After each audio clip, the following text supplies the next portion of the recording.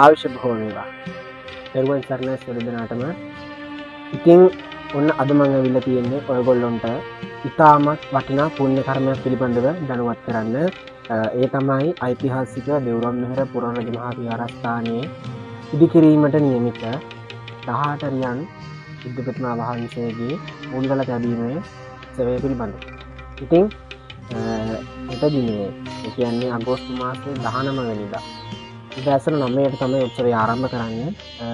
උදෑසන 11ට යෙදෙන සුබ මොහොතින් ප්‍රතිම වහන්සේට මුල්ගල තැබීම සිදු කරනවා. ඉතින් ඒ සඳහා ඔබ සියලු දෙනාගේම සහභාගීත්වය පැමිණීම අපේක්ෂා කරනවා. ඉතින් ආරාධනා කරනවා ඔයගොල්ලෝ හැමෝටම එන්න කියලා ඓතිහාසික දෙව්රම්මෙහෙර පුරාණ රජ මහා විහාරස්ථානයේ. ඔබ සැමට පෙරුවන් සරණයි.